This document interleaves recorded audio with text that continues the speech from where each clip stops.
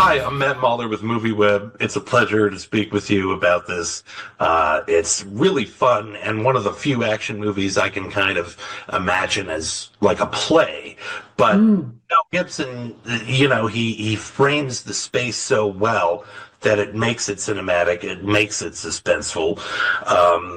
Such a great use of space. Could you talk about working with him as a director and also just uh, carrying a film within a confined Mm. space?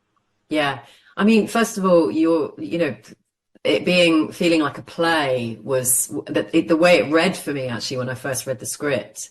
It was quite unique to anything I'd ever read before for screen, in that it's three characters on the page for the entire movie. Um, and the idea of filming something in such a confined space like that was really exciting and something I'd never done before. Mel is an incredible filmmaker, as we all know, and he is so seasoned in this genre, of course. And I, knew that he would bring something really special to something like this. And his attention to detail in every single moment within the film was just incredible to watch and be part of. Um, and, for all of us, it was challenging at times because of the confined space that we were in, and particularly for the crew. The camera crew had to kind of contort themselves into various positions in order to get the shot. But it was a real team effort to make the film as compelling and as authentic looking as it is. And I love that it's basically in real time after the intro. Yeah, Uh, it just builds so much suspense that way. You sort of have the 75 minute sort of destination time set up at the beginning, and you're yeah. in. Did acting sort of in real time affect you differently than, or did you notice anything different about that process?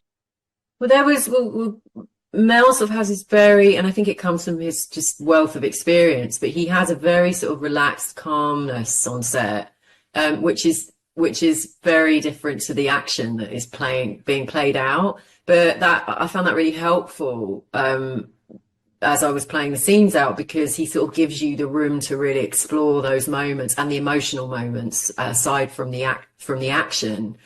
Um, so it was a type of film where I could explore both the physical action sequences, which was a challenge, being in such a small plane, but then also those very still moments where Madeline reflects on her past and reflects on, her story, and those lovely moments between her and Winston were it was so enjoyable to experience both with someone like Mel, because he's so great at choreographing those really intense action scenes.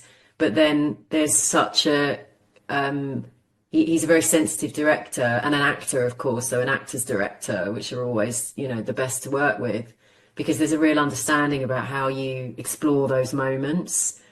So it was a great experience, the whole thing. Yeah, and it's wonderful how so many details and elements of backstory are developed just from, those small moments like you're talking about. Yeah. Yeah, I just want to make sure with the time I have, you have another big release in 2025 that's completely different. How did you feel about stepping back into the world of Downton Abbey, and what did you find that was maybe new or refreshing this time around? Well, I mean, going into this last one was like, first of all, to do one film was incredible for us. To now, look back and we've done a series and three movies is just incredible. We would never have foreseen that. And going back into this one was like it always is. It is like stepping back into a family again. And we're all so close, and it's such a great atmosphere to be going back to something that you're very familiar with, and quite unusual actually in a career to go back to something that many times. But knowing it was the last created a different feeling, and actually made me relish relish every moment as much as possible. Fictional home away from home, but it'll last forever and Yeah, celluloid. Thank you so much for discussing that and this very cool movie. I appreciate thanks. it. Thanks, Matt.